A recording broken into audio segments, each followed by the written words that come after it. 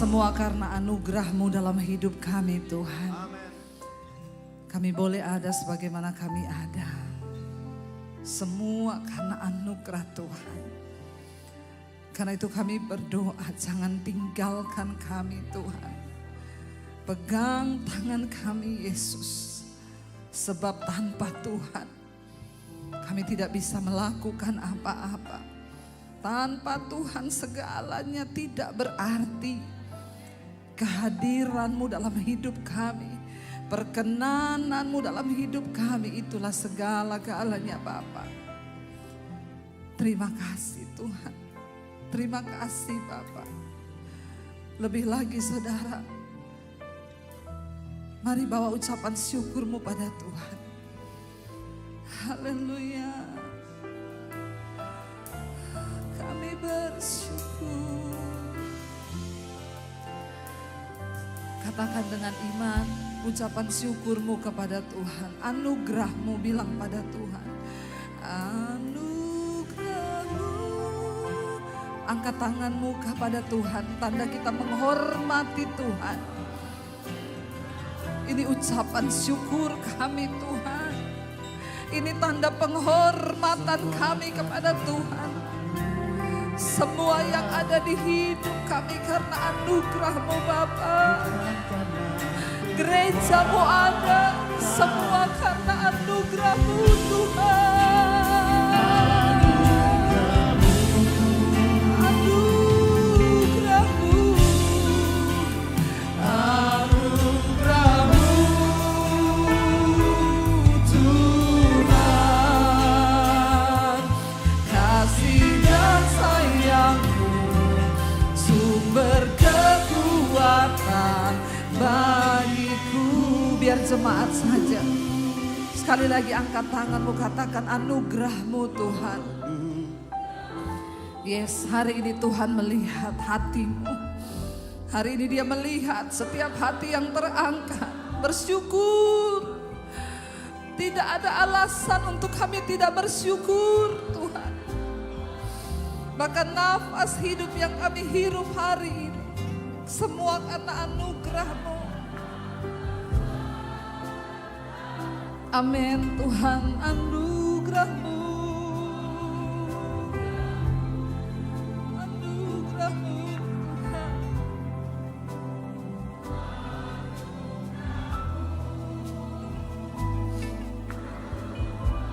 Amin Yesus. Kasih dan sayang-Mu Tuhan.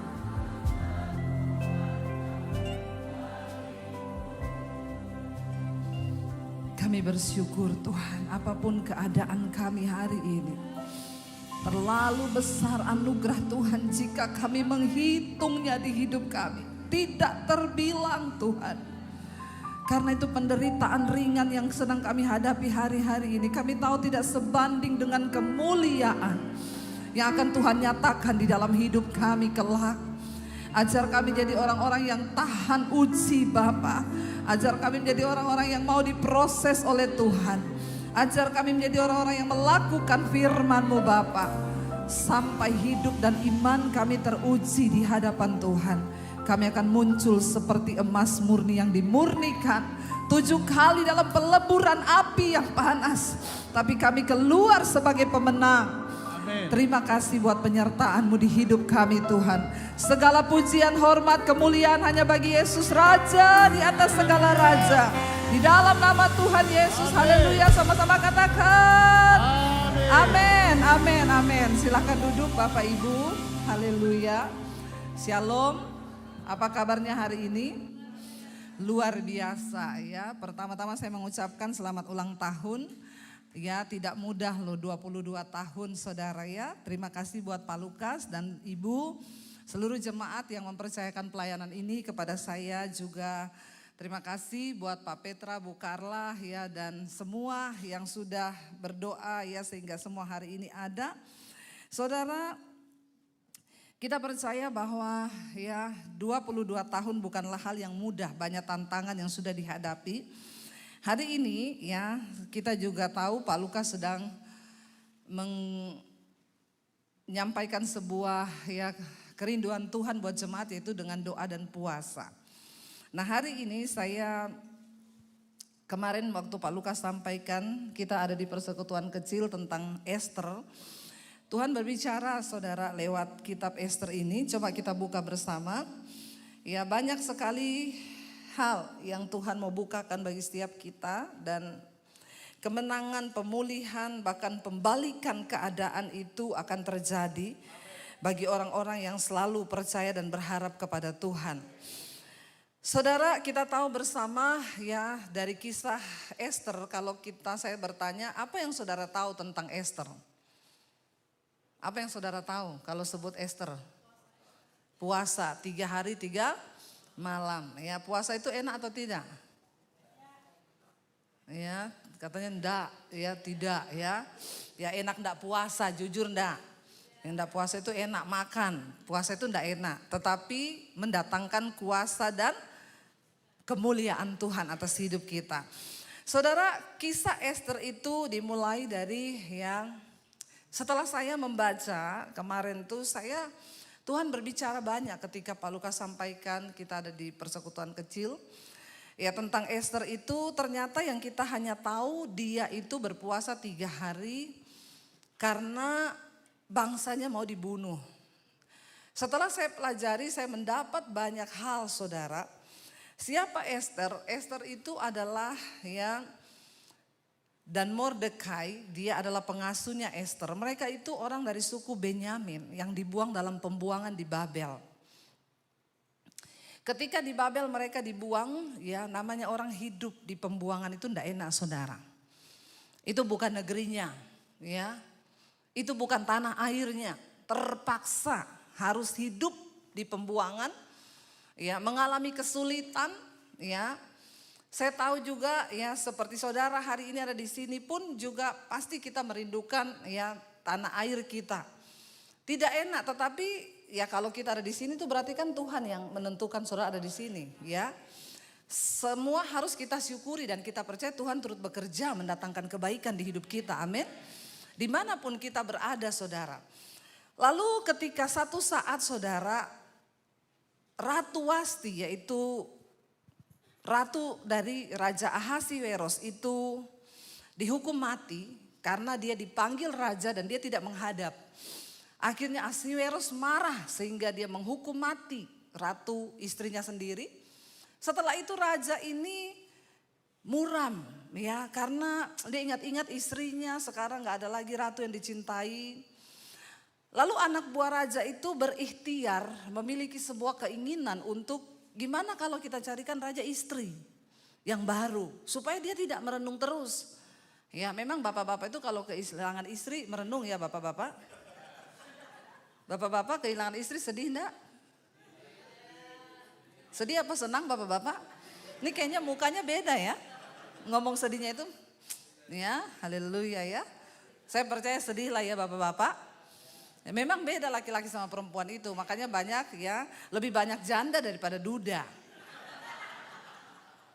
Ketawanya kok sumringah ya. Kenapa saudara? Karena wanita itu tahan, gak menikah lagi dia tahan. Ya tapi laki-laki suruh gak menikah. Ya ada teman saya suaminya meninggal. Tiba-tiba dia menikah. Menikah suaminya jelek banget yang baru ini. Saya bilang sama suami saya, astaga kok dia menikah suaminya jelek begitu ya. Kalau saya sih pilih gak menikah ya. Saya ketemu dia, saya tanya bu maaf aja ya bu, maaf loh ya bu, maaf loh ya. Ya kita sudah cukup kenal dekat, maaf ya bu, aduh bu ya kenapa kamu nikah lagi cari suami model begitu. Dia bilang gini, soalnya suamiku berpesan. Sebelum dia meninggal dia berpesan sini kamu, nanti kamu harus nikah lagi. Tapi cari yang jelek, hitam. Jangan kamu menikah dengan pria yang ganteng. Cari yang paling jelek. Tolong bapak-bapak kalau mau meninggal, tidak usah meninggalkan wasiat. Yang membuat istrimu menderita ya. Saya bilang, oh itu penyebabnya bu. Iya waktu saya menjanda yang datang tuh banyak bu yang ganteng-ganteng. Tapi pesan almarhum suami saya cari yang paling jelek. Astagfirullah subhanallah ya. Saya bilang kalau saya sibuk pilih enggak menikah. Enggak boleh, suamiku bilang harus menikah supaya enggak diganggu. Ya, jadi saya bilang sama suami saya, kalau kau duluan mati jangan berpesan begitu kepada saya. Mending kau bilang saya enggak usah menikah, oke saya enggak menikah. Daripada kau suruh saya menikah tapi cari yang jelek. Ya, istri-istri tolong ya, mau mati-mati aja, enggak usah bikin repot yang hidup. Kenapa ini bicaranya begini ya? Lalu saudara, karena raja ini murung terus, akhirnya mereka berpikir carilah calon istri yang menarik di hati raja. Dikumpulin semua wanita cantik yang ada di negeri itu. Nah, Esther itu termasuk wanita yang elok parasnya, cantik banget. Lalu ketika Esther terpilih untuk masuk di dalam ya pemilihan yang akan menjadi ratu, Mordekai bilang begini, ndak usah kamu ngomong identitasmu. Jangan ngomong kamu orang Yahudi. Ya, karena kita tahu pemerintahan di Babel, ya mereka ndak suka orang Yahudi. Jadi kamu diam-diam aja. Ya, tadi Pak Yoris bilang soal minoritas. Kalau Tuhan beserta, ndak ada yang mustahil, amin. Lalu saudara, akhirnya dimasukkannya lah Esther terpilih. Ternyata dia cantik dan raja berkenan memilih Esther menjadi ratu. Artinya apa saudara? Walaupun kita minoritas, orang biasa, dari orang miskin, Esther itu sudah sebatang kara, dia anak yatim piatu, orang tuanya sudah meninggal. Tidak peduli latar belakang kita seperti apa. Kalau Tuhan mau memilih engkau, dimanapun engkau berada, Tuhan sanggup mengangkat hidup kita. Katakan amin ya. Pak Lukas datang ke sini ya membuka gereja ini tidak mudah. Saya mendengarkan bagaimana kesaksian beliau, tidak gampang saudara. Tapi kalau hari ini Pak Lukas ada dan kita melihat gereja seperti ini, itu berarti karena perkenanan Tuhan. Lalu ceritanya ketika Esther sudah menjadi ratu, tidak seenak-enaknya. Menjadi ratu pun pada zaman itu harus tunggu dipanggil sama raja. Ya, menghadap baru kalau raja berkenan bisa. Ceritanya ada seorang yang bernama Haman, orang ini sombong. Orang sombong dikasih jabatan sama raja, dinaikin jabatannya pada waktu itu karena dia pintar cari muka. Tidak usah cari-cari muka sama manusia karena kita sudah punya muka, amin. Apalagi bermuka dua, hello. Ya, enggak usah, hidup itu apa adanya saja, biar ketika Tuhan berkenan, maka Tuhan yang mengangkat, amin. Kita sibuk cari muka percuma saudara, nanti juga ya jatuhnya bakal lebih gila. Kita belajar dari Haman hari ini. Saudara, Haman ini gila hormat, ya, gila jabatan, dia cari muka terus sama raja dan berhasil. Ketika dia dinaikin jabatannya menjadi orang kepercayaan raja, wah, dia saudara raja bilang semua orang harus menghormati Haman. Ketika Haman memasuki istana, semua orang menunduk kepada dia, berlutut lalu menyembah dia. Tapi Mordekai tidak mau menyembah. Lalu ketika Haman melihat Mordekai tidak menyembah, dia menjadi marah.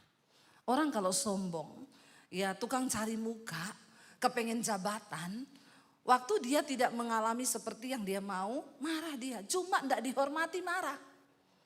Ya, cuma enggak dihormati loh.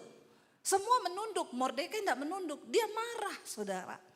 Ya, ini persoalan diri manusia memang. Ya, makanya kita ini harus berdoa supaya Tuhan membentuk karakter kita. Ya, ketika kita ini kenapa perceraian terjadi dalam rumah tangga? Karena saya percaya saudara, segala sesuatu terjadi perpecahan karena sesuatu terjadi di luar kemauan kita. Istri itu maunya begini. Ya, suami kalau aku pulang kamu tuh begini sama saya tuh harus begini. Suami juga ngomong, ya kamu itu harus begini. Semua egonya kita yang dituntut pengen di ngertiin, pengen diginiin. Capek enggak saudara? Ya capek. Makanya saya dulu pernah konseling ada ibu-ibu, Bu Debi. Saya mau cerai sama suami saya. Kenapa? Dia lebih cinta sama anjingnya daripada sama saya. Itu dogi Bu, disayang tiap hari. Dia tiap pulang kantor Bu, enggak masuk rumah, belok dulu ke kandang dogi. Lama setengah jam. Saya tunggu dia masuk rumah, enggak masuk-masuk Bu. Dia bercanda sama dogi. Maaf ya Bu Debi, sampai saya terpikir loh, saya mau racun itu doginya. Gara-gara tidak dapat perhatian. Saya bilang gini, Bu, saya pikir dulu Bu, begini Bu. Kalau Ibu racun doginya, Ibu berdosa. Karena saya juga jadi pencinta dogi Bu. Jadi begini Ibu, lebih baik Ibu harus belajar dari dogi. Ya bener toh. Kenapa suamimu pulang langsung belok ke kandang dogi? Padahal ada istri menunggu dalam rumah. Ibu perhatikan Bu, saya ini juga punya dogi Bu. Saya baru mobil saya bunyi di depan, itu dogi sudah lihat di horden jendela, sudah lompat-lompat saudara. Ya, saya masuk, wih dia peluk, dia naik ke pangkuan saya. Coba Ibu lakukan seperti itu.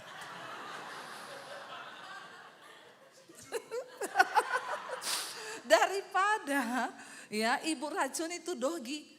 Ngapain coba? Ibu berharap, harusnya kan suami saya datang peluk saya gini. Lebih baik Ibu duluan. Dia pulang, Ibu jemput di pintu pagar. Ya dogi itu Bu kalau ketemu nyiumin. Ya tuannya diciumin. Dipeluk, diciumin. Coba Ibu begitu. Amin Ibu-ibu. Ya bilang kanan kiri mau belajar dari dogi. Ya, baik kan itu baik. Ya, lalu ya saya sih enggak tahu ya bagaimana kelanjutannya sih setelah itu ya. Apakah doginya yang mati atau dia yang belajar? Tidak ada kabar lagi sih saudara.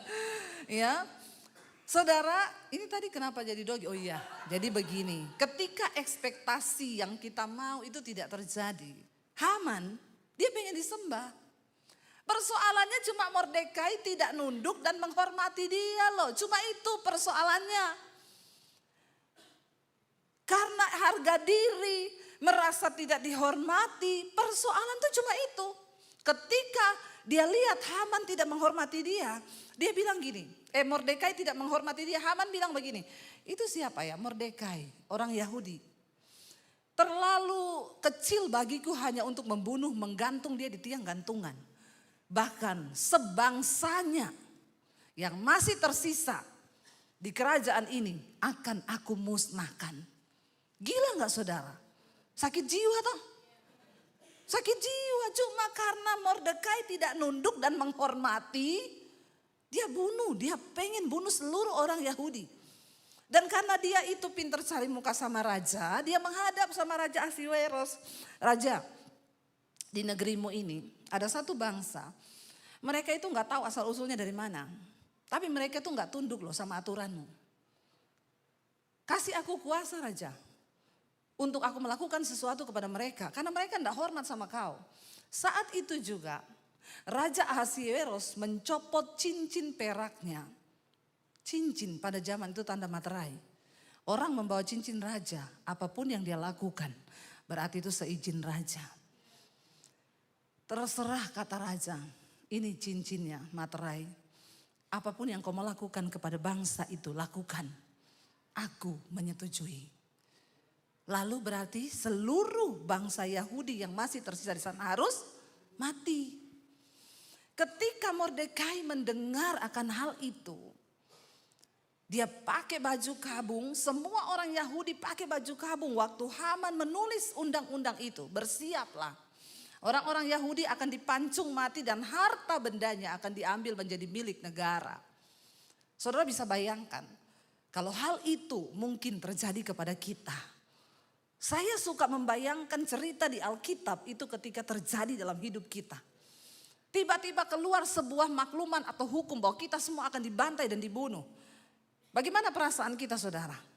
Ketakutan, stres, ya depresi pasti. Ini masalah nyawa. Lalu Mordekai menulis surat buat Esther, sampaikan pesan.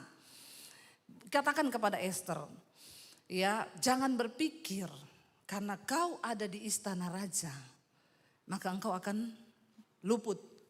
Coba kita buka dulu saudara, nanti saudara pikir saya cuma cerita-cerita toh nggak ada ayatnya ya. Harus dibaca nih biar tahu saudara ya. Mari kita lihat dulu Esther pasal 3 ayat yang ke-5 sampai ayat yang ke-6. Esther 3 ayat 5 sampai 6. Di sana dikatakan begini saudara. Esther 3 ayat 5 sampai 6. Ketika Haman melihat bahwa Mordekai tidak berlutut dan sujud kepadanya, maka apa? Sangat panaslah hati Haman, tetapi ia menganggap dirinya terlalu hina untuk membunuh hanya Mordekai saja. Karena orang telah memberitahukan kepadanya kebangsaan Mordekai itu, dia orang Yahudi. Jadi Haman mencari ikhtiar memunahkan semua orang Yahudi, yakni bangsa Mordekai itu di seluruh kerajaan Ahasiweros. Ya, cuma gara-gara gila hormat. Kita ini tidak pernah tahu saudara, masalah apa yang ada di depan kita tidak tahu loh. Karena bayangkan, cuma gara-gara gila hormat, satu bangsa akan dimusnahkan loh.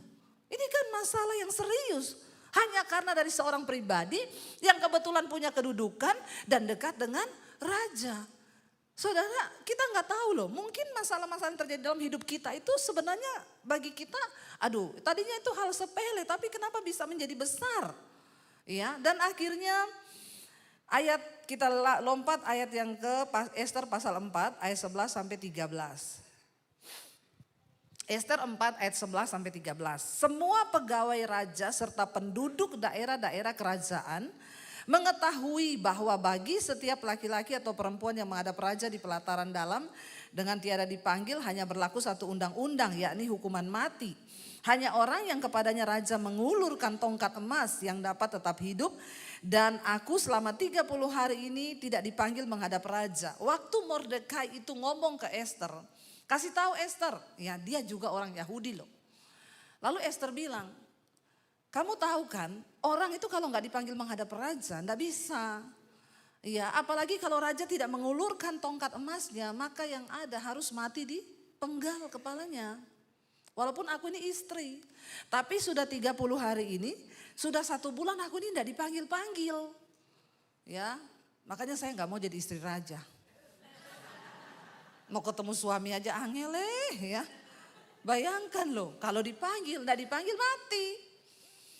Lalu dia bilang, kasih tahu sama Mordekai, tidak gampang. Aku harus membujuk raja untuk membatalkan semua maklumat itu. Ya, Ester ini di dalam kebimbangan juga saudara. Waktu dia sampaikan itu, lalu dikatakan di sana begini. Ketika disampaikan orang perkataan Ester itu kepada Mordekai, maka Mordekai menyuruh menyampaikan jawab ini kepada Ester. Lihat saudara, jangan kira apa? Karena engkau ya di dalam istana raja, hanya engkau yang akan terluput dari antara semua orang Yahudi. Jangan kira karena engkau permaisuri, kalau hal itu memang dilakukan, maka engkau sendiri pun tidak akan luput dari kematian. Karena engkau adalah orang Yahudi. Artinya apa saudara? Mordekai mengingatkan kepada Ester bahwa jangan pikir loh, jangan engkau pernah merasa aman dengan hidup ini. Mungkin ketika engkau punya uang, engkau udah punya pekerjaan yang mapan dan engkau lupa mendekatkan diri dengan Tuhan. Benar Pak Lukas sekarang mencanangkan doa puasa. Ya, jangan pikir hidupmu akan aman-aman saja. Karena Alkitab berkata diberkatilah orang yang mengandalkan Tuhan, tapi terkutuklah orang yang mengandalkan manusia. Ya, ini dengar-dengar Mbak Taylor ini lagi heboh nih ya konser. Ya, Taylor lagi konser di Singapura. Sampai 9 hari ya penerbangan ke Singapura dari Jakarta itu enggak ada, hotel semua penuh. Tapi saya dengar ya dia kayaknya akan membuat satu agama baru. Hati-hati saudara, dengan pengajarannya kita tidak boleh bergantung kepada siapapun. Anak-anak jangan bergantung pada orang tua dan jangan bergantung pada Tuhan. Sebab kita punya kekuatan sendiri, kita punya kuasa sendiri atas hidup kita. Jangan bergantung kepada siapapun. Ini pengajaran, ini doktrin, ini salah satu hal yang sangat mendukakan Tuhan. Karena Alkitab berkata terkutuklah orang yang mengandalkan kekuatannya sendiri, yang mengandalkan sesama manusia. Tapi diberkatilah orang yang mengandalkan Tuhan. Hati-hati saudara, sekarang setan masuk lewat idola-idola. Ya, jangan mengidolakan sesuatu lebih dari Tuhan. Ya, Saya bilang jangan, apalagi pesan-pesan moral yang disampaikan itu hati-hati loh. Ya, jangan mengandalkan siapapun karena engkau punya kekuatan diri sendiri loh. Alkitab bilang jangan mengandalkan kekuatanmu sendiri sebab terkutuk orang yang mengandalkan Tuhan. Mordekai berkata kepada Ester, jangan kau pikir karena kau tinggal di istana sebagai ratu dan engkau bebas dari hukuman itu. Jangan berdiam diri loh. Hari-hari ini saudara, tidak ada di antara kita satupun yang harus merasa aman. Kita semua harus mengejar hubungan kita dengan Tuhan. Kita semua harus mengejar perkenanan Tuhan. Sebab hanya dekat dengan Tuhan saja kita akan merasa tenang. Amin. Bukan soal jumlah depositmu, bukan soal uangmu yang akan membuat engkau tenang. Tapi mendekat dengan Tuhan itu yang membuat kita tenang. Lalu Mordekai bilang, sampaikan kepada Ester. Lalu Ester ayat 15, dia berkata begini, Ester 4 ayat 15. Maka Ester menyuruh menyampaikan jawab ini kepada Mordekai, ya. Pergilah kumpulkanlah semua orang Yahudi yang terdapat di Susan dan berpuasalah ya untuk aku.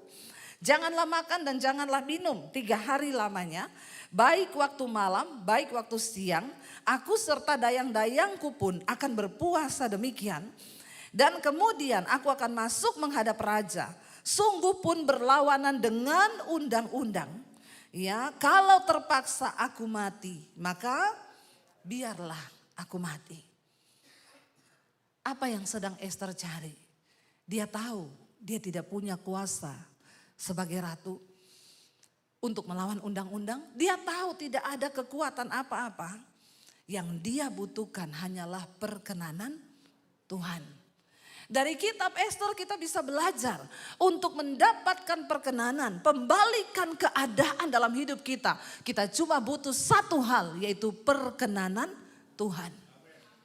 Yang Ester gumuli hanya apa? Raja ini mengulurkan tongkat. Ini bicara perkenanan saudara. Kalau hati raja berkenan, maka apapun yang dia minta pasti akan diberikan. Ya, lalu dia berkata sampaikan dan umumkan bahwa kita semua harus berpuasa 3 hari 3 malam. Saudara yang belum pernah silakan coba.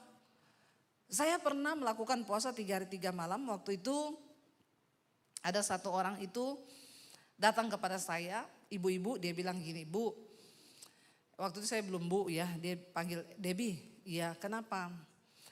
Suamiku mau santet kau. Kenapa? Ya dia tersinggung, dia nggak suka sama kamu. Dan memang suami saya itu dia bilang, itu di kamarnya itu ada paku-paku, gambar orang bentuk kepala. Ya, lalu dia nyalain lilin, kalau dia mau santet orang, dia tinggal tusuk pakai jarum di mata, di mana. Itu terjadi. Saya waktu mendengar hal itu saya ya takut saudara. Dibilang mau disantet itu takut juga ya. Tapi saya berdoa, ketika saya berdoa, Roh Kudus menggerakkan saya doa puasa 3 hari 3 malam. Maka semua panah-panah api dari si jahat akan aku kembalikan kepada orang itu. Saya bilang Tuhan tidak usah dikembalikan Tuhan, tapi ampuni aja, proteksi saya. Lalu saya puasa 3 hari 3 malam. Ya, hari yang kedua itu agak berat saudara. Dan memang 3 hari 3 malam itu keluar bintik-bintik merah seluruh badan ini saudara ya. Ternyata itu racun, bagus saudara ya. Saya puasa ya, hari yang ketiga, hari kedua saya puasa, saya dengar dia kerasukan. Hari yang kedua saya puasa, dia kerasukan. Hari yang ketiga saya puasa, dia panggil saya saudara. Sebelum saya buka puasa, orang itu panggil saya. Dia bilang begini sama saya akui loh kamu, saya akui imanmu. Kenapa Pak? Saya coba kamu dengan ilmu saya, gak bisa masuk. Malah ilmu itu berbalik menyerang saya. Dan akhirnya dia minta saya doain. Waktu saya berdoa buat dia hari itu, dia kerasukan saudara. Ya lalu kita berdoa, kita lepaskan dia. Dari situ saya melihat memang benar. Kuasa doa puasa itu dahsyat dan luar biasa. Amin saudara. Ya, Ester tahu akan hal itu. Yang dia butuhkan adalah perkenanan Tuhan. Karena hanya Tuhan yang bisa menjamah hati raja. Apapun persoalan yang kau hadapi hari ini saudara, hanya Tuhan yang sanggup memberikan jalan keluar dan melepaskan kita. Nggak ada satu manusia pun, hanya Tuhan yang sanggup. Akhirnya saudara, Esther berpuasa. Tapi saya tertarik saudara, siapa sebenarnya pribadi Esther ini? Saudara tahu ketika mereka itu dikumpulin untuk menjadi ratu ya. Di Esther pasal yang kedua, kita lihat bersama ayat 12 sampai 13. Esther 2 ayat 12 sampai 13. Tiap-tiap kali seorang gadis mendapat giliran untuk menghadap Raja Ahasiweros, Esther 2 ayat 12. Dan sebelumnya ia dirawat menurut peraturan bagi para perempuan selama 12 bulan. Sebelum menjadi ratu, mereka dirawat dulu selama 12 bulan menurut aturan yang ada semua perempuan. Sebab seluruh waktu itu digunakan untuk pemakaian wangi-wangian. 6 bulan untuk memakai minyak mur dan 6 bulan lagi untuk memakai minyak kasai serta lain-lain wangi-wangian perempuan. Lalu gadis itu akan masuk menghadap raja dan kalau dia dapat perkenanan raja segala apa yang dimintanya itu akan diberikan kepadanya. Saudara, ternyata untuk mendapatkan perkenanan raja, seorang wanita yang akan menjadi permaisuri itu dilulurin, diwangi-wangiin selama 1 tahun 12 bulan. Dipakein 6 bulan itu minyak mur supaya tidak ada bau badan sedikit pun. Karena kalau dia masuk menghadap raja ada bau keringat. Ini saya bilang bau keringat kok pada ketawa ya. Ya itu raja akan terganggu dan dia tidak akan dapat perkenanan ya. Karena memang bau keringat itu ya enggak enak saudara ya. Tapi ada orang bau keringat dia enggak sadar kalau dia bau keringat. Nah itu yang menakutkan ya. Itu menyiksa sih, menyiksa orang-orang di sekelilingnya ya. Dia bilang enggak saya enggak bau harum kok. Nah gitu saudara dia diwangi-wangiin sampai aroma tubuhnya itu mengeluarkan wangi minyak mur 12 bulan. 6 bulan dikasih wangi-wangi minyak mur. Lalu 6 bulannya rempah-rempah. Untuk menghadap raja dan mendapatkan perkenanan raja. Arti rohaninya apa saudara? Kalau engkau ingin mendapatkan perkenanan Tuhan. Jangan ada bau yang tidak senang di mata Tuhan. Jangan ada bau dosa di hidup kita yang membuat Tuhan jijik dan muak dalam hidup kita. Kemunafikan, segala hal-hal yang berbau dosa. Mungkin orang lain tidak lihat, tapi Tuhan itu maha melihat. Mari kita tinggalkan segala kenajisan, kepahitan, iri hati, kedengkian, ya, homoseksual, lesbian, ya. Kita tahu semua itu menentang hukum-hukum Tuhan. Jangan sampai kita hidup menjadi orang yang berbau busuk di depan Tuhan. Dan bau kita itu najis sehingga Tuhan jijik. Boro-boro kita dapat perkenanan Tuhan. Berhadapan dengan kita saja Tuhan tidak mau. Jangan ada yang menyimpan dosa, perselingkuhan, kepahitan. Buang itu semua. Kita tahu diri kita ini siapa. Cek diri kita dan Alkitab berkata Tuhan menaruh hukum-hukumnya dalam hati manusia. Supaya kita tahu mana yang berkenan kepada Tuhan, mana yang tidak. Engkau kepahitan sama orang, engkau tahu itu Tuhan tidak suka toh. Ya lepaskan pengampunan. Tuhan dalam nama Yesus, aku ini jengkel sama dia itu Tuhan, jengkel. Tapi karena firman-Mu berkata aku tidak boleh jengkel. Dalam nama Yesus, aku ampuni dia Tuhan, aku lepaskan. Itu bukan untuk kebaikan orang itu aja saudara. Tapi untuk kebaikan kita supaya kita mendapat perkenanan Tuhan. Ya, jangan ada iri, dengki, jangan ada dosa-dosa. Keterikatan, lihat film porno. Ya, orang enggak tahu. Tapi apakah Tuhan lihat apa tidak? Anak-anak muda, ya, lepaskan dirimu dari segala dosa agar engkau berkenan kepada Tuhan. Amin. Ya, kita berdoa saudara. Perselingkuhan suami-suami, istrimu enggak lihat engkau di luar. Ya, tetapi mata Tuhan melihat. Itu artinya 1 tahun dia harus dipakein rempah-rempah. Agar dia menghadap raja, raja mengulurkan tongkat, baru dia dapat perkenanan. Akhirnya Esther puasa. 3 hari 3 malam Esther berpuasa saudara.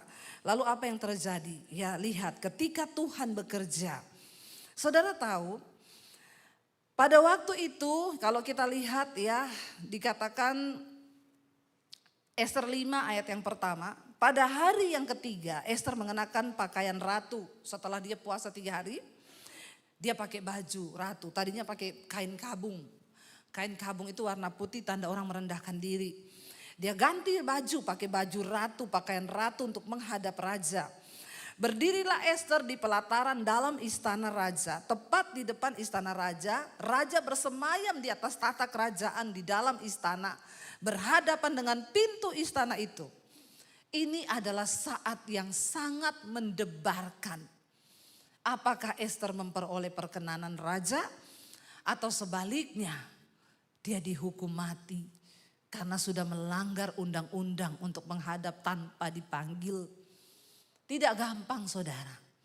Bahkan nyawa menjadi taruhan untuk mendapatkan perkenanan raja. 2 saja, kalau engkau memilih perkenanan Tuhan, engkau hidup dan mengalami kemuliaan. Tapi kalau engkau memilih hidup dalam dosa, maka kematian yang akan kita dapatkan. Makanya bertobat yuk, mari kita suruh sungguh-sungguh menyerahkan hidup kepada Tuhan. Ketika Ester berdiri dikatakan ketika raja melihat Ester sang ratu berdiri di pelataran, berkenanlah raja kepadanya sehingga raja mengulurkan tongkat emas yang di tangannya ke arah Ester. Lalu mendekatlah Ester dan menyentuh ujung tongkat itu. Tanya raja kepadanya, apa maksudmu hai Ratu Ester?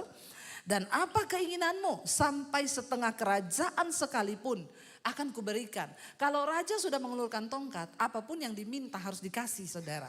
Dia bilang setengah kerajaan pun akan aku berikan. Jawab Ester, jikalau baik pada pemandangan raja, datanglah kiranya dengan Haman pada hari ini ke perjamuan yang akan aku adakan ya bagi raja. Maka titah raja hari ini cepat suruh Haman panggil. Kita akan makan di perjamuan yang Ester akan berikan. Ester bikin perjamuan. Singkat cerita saudara. Lagi minum anggur dan makan, raja tanya kepada Ester, apa yang engkau mau? Kasih tahu apa yang engkau mau, maka aku akan menuruti.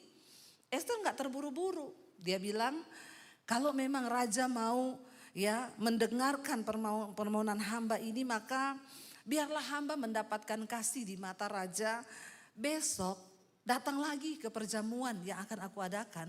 Raja dan Haman harus datang ke perjamuan itu. Belum langsung dia minta saudara. 2 kali dia suruh raja datang. Raja bilang oke, baik besok aku akan datang. Lihat Tuhan bekerja. Ketika raja pulang, kita lihat Ester pasal 6 ayat yang pertama. Ester pasal 6 ayat yang pertama. Tuhan bekerja. Pada malam itu juga raja tidak dapat tidur. Maka bertitahlah baginda untuk membawa kitab pencatatan sejarah. Lalu dibacakan di hadapan raja. Dan di situ didapati suatu catatan tentang Mordekai. Yang pernah memberitahukan bahwa Bigtan dan Teres, 2 orang sida-sida raja yang termasuk golongan penjaga pintu, berikhtiar untuk membunuh Raja Ahasiweros. Ketika Tuhan bekerja, hal-hal yang tidak masuk akal terjadi. Malam itu raja tidak bisa tidur. Tiba-tiba gelisah. Siapa yang bekerja saudara? Tuhan. Karena raja nggak bisa tidur, gelisah, raja iseng. Dia panggil ajudannya, sini. Kamu ambil itu catatan sejarah istana ya. Tolong baca-bacain dong buat aku. Ini sejarah yang sudah terlupa loh. Lalu dibacalah. Pada satu saat ada 2 orang penjaga pintu yang berikhtiar membunuh raja. Kejadian itu terjadi pada tanggal sekian-sekian. Tetapi seorang yang bernama Mordekai menyelamatkan raja dari maksud pembunuhan itu. Cara Tuhan itu kita gak pernah bisa pikir saudara, amin. Ini kisah yang sudah lama dan tidak pernah diingat. Tapi waktu Tuhan bekerja karena kita mendapatkan perkenanannya. Loh, apa yang tidak mungkin bagi Tuhan? Apa yang tidak masuk akal? Apa yang tidak terpikir? Dan itu terjadi karena Ester berdoa puasa. Amin saudara. Waktu dibacakan raja kaget. Loh, kan raja tidak tahu kalau Haman ini benci kepada Mordekai. Karena Mordekai tidak mau hormat kepada dia. Raja kan tidak tahu kisah itu sampai akhirnya mau dibunuh nih bangsa Yahudi. Raja tidak pernah tahu, tapi Tuhan kalau bekerja dia bongkar sampai ke bawah-bawah, sampai ke hal-hal yang tidak kita pahami dengan logika. Tuhan sanggup turut bekerja untuk mendatangkan kebaikan bagi orang-orang yang berkenan di hatinya. Amin saudara. Lo tiba-tiba saja loh, lalu terbuka, lalu Raja bilang, loh ada toh orang yang bernama Mordekai itu. Saudara tahu pada hari itu Haman sudah menyiapkan tiang gantungan untuk Mordekai. 50 hasta tingginya. Tapi Tuhan membalikan keadaan. Dikatakan begini saudara. Ayat berikutnya, maka bertanyalah raja kehormatan dan kebesaran seperti apakah yang harus kita anugerahkan kepada Mordekai. Oleh sebab perkara itu, loh raja teringat ternyata aku belum pernah kasih penghormatan loh sama dia. Makanya saya bilang tidak usah cari muka. Waktu Tuhan tahu kita ini pantas dan layak untuk mendapatkannya. Cara yang ajaib akan Tuhan bukakan saudara, amin. Amin saudara. Dan kalau Tuhan yang bukan tidak ada yang bisa tutup. Mari kita sibuk cari muka sama Tuhan, amin. Daripada sama manusia. Waktu saudara tidak disangka-sangka. Loh saya mau tanya Mordekai lakukan apa coba. Dia bahkan tidak dapat kesempatan ketemu raja. Dia berdoa puasa bersama-sama dengan orang Yahudi yang lain. Karena mereka dalam tekanan.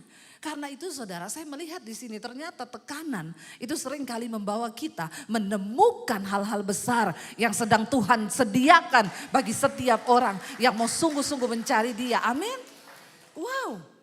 Haman boleh mereka-rekakan kejahatan. Dalam hatinya Haman, baru ini habis ini mati kau, mati usahamu. Mati semua yang kau buat, mati pekerjaanmu. Ya Tuhan bilang sorry ya. Kalau aku yang bekerja, sorry ya. Maka Tuhan sanggup membalikan keadaan. Saudara tahu tiang gantungan yang disediakan Haman untuk Mordekai. Terakhir dipakai gantung siapa? Haman yang naik di tiang gantungan itu. Orang boleh mereka-rekakan yang jahat buat kita. Tapi waktu engkau mendapat perkenanan Tuhan.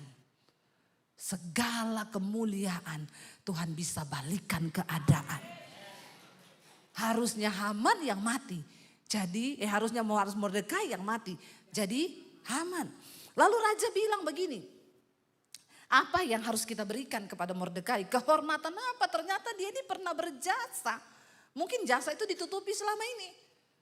Ya, tapi waktu Tuhan yang membuka, jangan takut saudara. Mungkin hari ini usahamu gak dihargai manusia. Mungkin hari ini apa yang sudah engkau perbuat tidak pernah dihargai oleh siapapun juga. Tetap lakukan yang terbaik dan lakukan untuk Tuhan. Kalau sudah tiba saatnya maka Tuhan yang akan promosikan. Dikatakan begini, kehormatan dan kebesaran apa yang harus dianugerahkan kepada Mordekai. Sebab segala perkara itu jawab para biduanda, raja yang bertugas pada baginda. Kepadanya tidak dianugerahkan suatu apapun raja. Kasihan Mordekai itu, dia tidak dikasih apa-apa waktu itu. Raja kaget, oh dia tidak dapat apa-apa. Setelah Haman masuk, bertanyalah raja kepadanya. Haman yang ditanyai, raja ini tidak ngerti apa-apa soal Haman ini kepahitan sama Mordekai kan. Raja tanya sama Haman begini. Raja bilang begini ketika Haman masuk. Apa yang harus kita lakukan kepada orang yang berjasa kepada raja? Ya, apa yang harus raja berikan? Ya, apakah kita harus, dia bilang begini, apakah yang harus dilakukan kepada orang yang raja berkenan menghormatinya? Kata Haman dalam hatinya. Siapa lagi yang raja berkenan menganugerahkan kehormatan lebih daripadaku? Dia GR. Raja tanya begini, habis ini pasti aku dapat sesuatu. Ya, itulah orang saudara. Ya, kalau hatinya penuh kebusukan, iri, dengki, gila hormat, gila jabatan. Lalu apa yang dia dapat saudara? Dia pikir dia yang akan dikasih itu. Pasti raja tanya buat aku. Oleh karena itu jawab Haman kepada raja, mengenai orang yang raja berkenan menghormatinya, hendaklah diambil pakaian kerajaan yang biasa dipakai oleh raja sendiri. Kurang ajar enggak? Dia itu mau menyamakan diri, dia pikir buat dia toh. Dan lagi kuda yang biasa dikendarai oleh raja sendiri dan yang diberi mahkota kerajaan di kepalanya. Dan hendaklah diserahkan pakaian dan kuda itu ke tangan seorang dari antara para pembesar raja, orang-orang bangsawan. Lalu hendaklah pakaian itu dikenakan kepada orang yang raja berkenan menghormatinya. Kemudian hendaklah ia diarak dengan mengendarai kuda itu melalui lapangan kota. Sedang orang berseru di depannya, beginilah dilakukan kepada orang yang raja berkenan menghormatinya. Ternyata semua yang dia sebutkan itu untuk Mordekai. Dia sudah menyebutkan yang terbaik karena dia pikir itu untuk, kasihan deh lu. Jangan GR, Tuhan tahu siapa milik kepunyaannya. Amin. Berkat itu tidak bisa tertukar. Bagian kita hari ini, mari jaga hidup kita, mari jaga langkah kita supaya kita selalu ada dalam perkenanan Tuhan. Sehingga kita tahu akhir dari cerita ini, saudara. Ketika Ester mendapatkan perkenanan Tuhan, ketika Ester mendapatkan perkenanan raja, besoknya raja bertanya, apa yang engkau mau? Lalu Ester memberitahukan, batalkan undang-undang yang sudah dibuat itu. Lalu akhir dari cerita kisah ini, Haman mati dibunuh di tiang gantungan yang didirikannya bagi Mordekai. Mordekai diangkat menggantikan posisinya Haman. Ester pun mendapatkan kelegaan. Tuhan sanggup membalikkan keadaan. Ketika kita mendapatkan perkenanannya, saudara, BMC Philadelphia. Saya mendengar banyak kisah yang diceritakan oleh Pak Lukas. Dulu orang menghina, apa bisa, apa mampu. Tapi ketika kita mendapatkan perkenanan Tuhan, 22 tahun terlewati. Apa yang tidak mungkin bagi manusia itu mungkin bagi Tuhan. Saya undang para imam musik maju ke depan. Yang kita butuhkan hanya penyertaan Tuhan. Waktu Tuhan beserta dengan kita, ketika Tuhan beserta dengan gerejanya di tempat ini, maka semua saudara, kalau kita melihat Tuhan sudah berkenan, gereja ini boleh ada menjadi berkat bagi kota ini. Maka ambil berkat itu, saudara. Saudara juga bilang, Tuhan, aku pun mau mengalami itu. Aku pun mau mengalami apa yang sudah dialami oleh BMC, dari yang tidak mungkin menjadi mungkin. Hanya karena perkenanan Tuhan. Kita bangkit berdiri bersama. Kita katakan pujian tadi, penyertaan-Mu Tuhan. Penyertaan-Mu Tuhan, itu segalanya bagi kami Tuhan. Katakan hadir-Mu Tuhan di hidupku. Itu yang terutama bagiku Tuhan.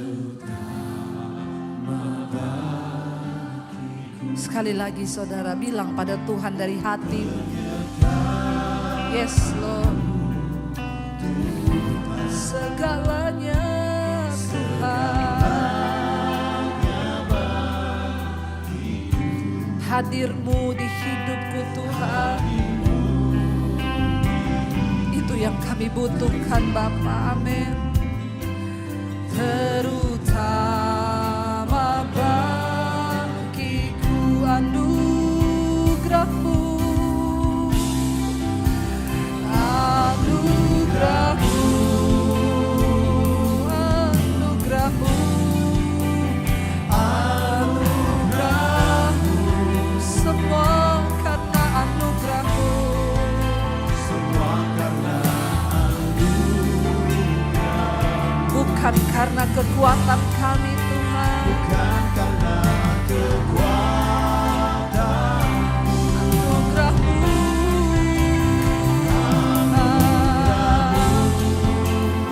Anugerah-Mu. Anugerah-Mu. Tuhan, kasih dan sayang-Mu, sumber kekuatan bagiku. Mari kita tutup mata dalam hadirat Tuhan. Saudara, di atas segala-galanya yang kita butuhkan adalah penyertaan dan perkenanan Tuhan. Bapa, biar kami boleh mendapatkan perkenanan itu Tuhan. Karena kami tahu seberat apapun pergumulan yang kami hadapi, ketika ada perkenanan Tuhan di hidup kami, maka bersama Tuhan kami sanggup melewati semuanya itu Bapa. Kami berdoa, biar hidup kami berbau harum di hadapan-Mu Bapa.